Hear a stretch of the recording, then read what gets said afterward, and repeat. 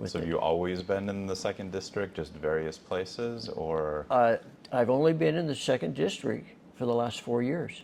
Okay.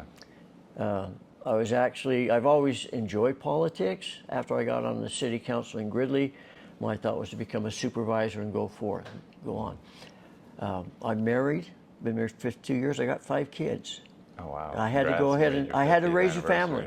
Yeah. And so I had to make sure I worked.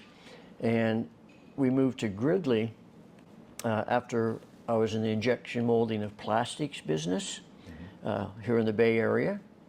Worked for Jupiter Engineering.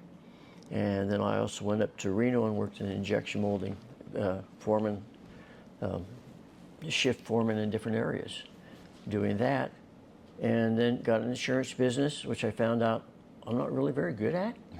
And so after a few years doing that, I went back into retail and worked for Grand Auto before they combined with some other auto places, worked for a dealership. And I said, you know what?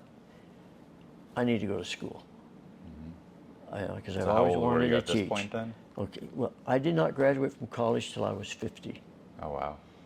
After I graduated, I substitute taught all the ag classes, metal classes, shop classes in Butte County area.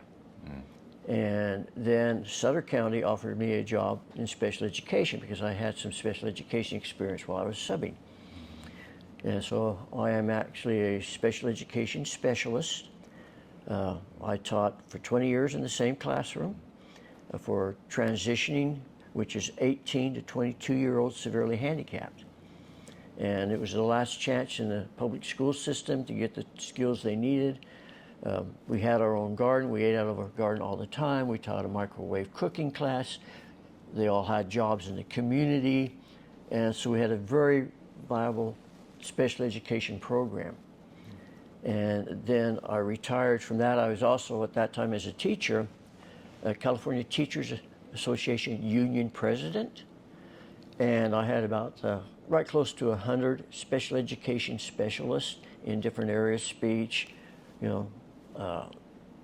SDC, all different types of special education specialists in our union. And also for the last few years, I was a service center chair for California Teachers Association, representing Colusa County, Sutter County, Yuba County, Nevada County, and Sierra County as a service chair, doing a lot of the training of the union presidents and leadership, putting on conferences, being on conference committees, and so forth up there in the North State.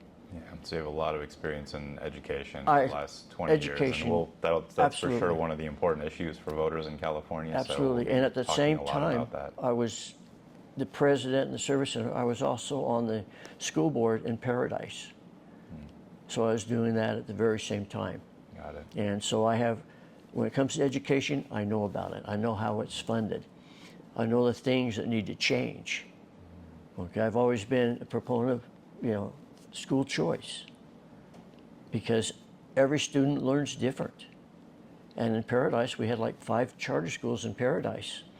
And we took a look and said, well, we're losing all of our students. Why is that?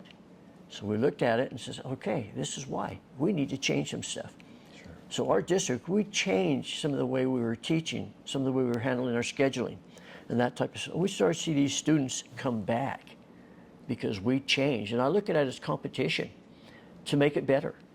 And that's what charter schools should do with the rest of the schools. Yep, that's good, because that's one of the issues that I was specifically going to ask later, which is what I had asked Joe Rube in the very first of these interviews that I did, whether or not you're for school choice charter schools. So yeah, we'll for sure get into that in a little bit. So but I wanted to stay on just a few more personal things until we get deep into the issues. I'll go on to now. After living in Paradise, right after I retired from teaching, living in Paradise, we had the campfire.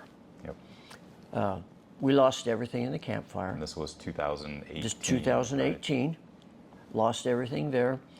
I stayed an extra year in an apartment in Yuba City, an hour away, because I was a school board president and we needed to get our kids back in school. That week of the campfire, we started having school board meetings immediately. We were having 3 school board meetings a week with those that are still in the area. Yeah. Okay, because some of them weren't. They were scattered all over, a lot of them.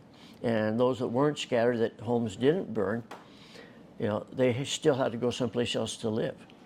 So we spent a minimum of 3 meetings a week after that fire redoing it and fighting the county board of education